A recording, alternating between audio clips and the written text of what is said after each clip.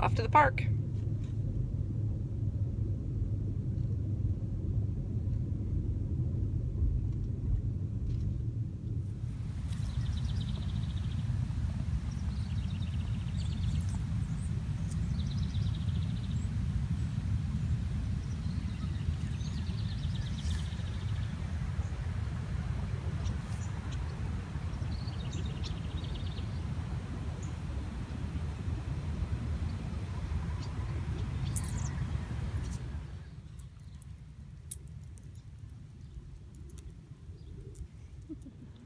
Hey guys, I'm out for a walk with Skippy this morning before it gets too hot. It's been really crazy weather here, up in the upper 90s, so it's only about 75 right now and still early, so thought I'd take her out to her favorite place at the park.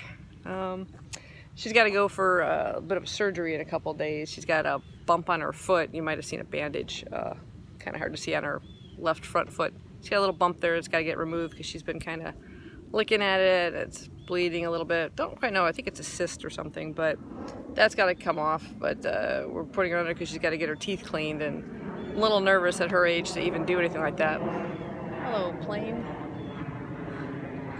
So, yeah. Say a little prayer for my little butt here because I'm a bit nervous about it. But gotta do it because her teeth are pretty bad right now too, and I'll make sure she's not feeling any discomfort. Anyway, I thought I'd take you guys out on a little walk with us, discuss the latest audiobook I finished, which was Red Shirts by John Scalzi. I saw the title of this one and I immediately said, I gotta pick this up. It's definitely sci-fi, and the Red Shirts title made me instantly think of Star Trek, particularly the original Star Trek series, because there was always this sort of running joke that if you were wearing a red shirt and you went down on an away mission, you probably weren't going to come back. And that's kind of what the book is about. We follow our kind of main character, Andrew Dahl. He's an ensign recently assigned to a ship called the Intrepid, sort of like the flagship of the group. I forgot, some union or whatever. Anyway, he notices a lot of weird things happening with regards to the crew that go off on away missions. It always seems to be the captain, chief science officer, and a lieutenant that go off, and these away missions all the time involve some sort of big confrontation with some alien force, a big battle, severe injuries, particularly to the lieutenant, who always seems to come back and recover rather quickly. But it never fails that some low-ranking member of the away mission doesn't survive the trip. And he starts to kind of question, like, what's going on with the ship? And it's funny because the particular lab that he's assigned to work with, every time the captain or anybody comes by, everyone disappears so quickly. He's like, how do they do that? Where do they go? And he comes to realize people are avoiding being sent away on away missions for this main reason, that they might not come back. It's not only this science fiction story, it turns into this whole metafiction kind of thing, because there is this sort of story surrounding this story, and I don't want to get into it too much, but I thought it was an excellent twist to it. I did not see that coming. I thought it was going to be a straightforward kind of,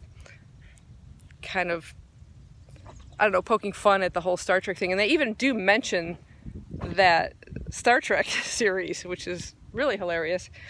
But I thoroughly enjoyed it. I found myself laughing out loud quite often within this book.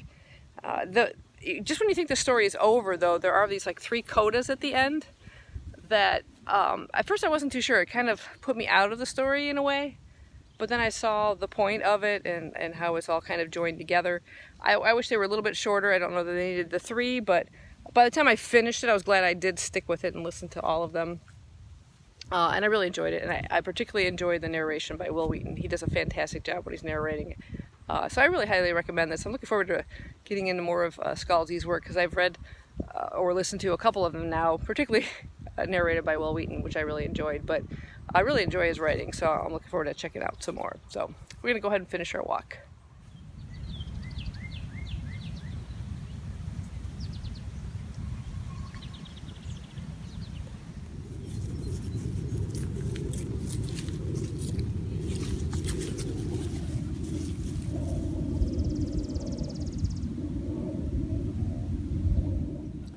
Here's your little foot boo-boo.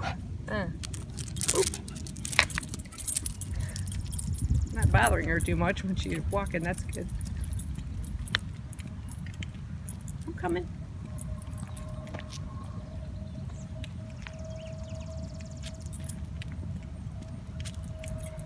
If you walk your dogs on hot days, try to go early and make sure you check the pavement that it's not too hot on their little paws.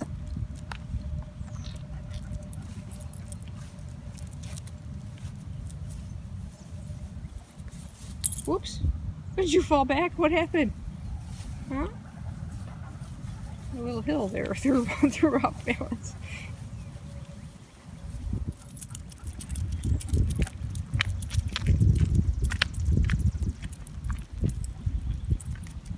Whoa.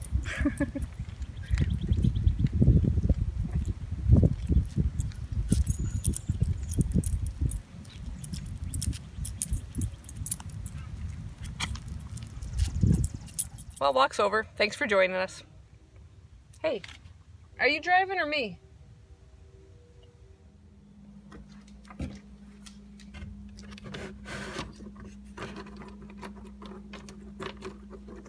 Anticipation. There you go.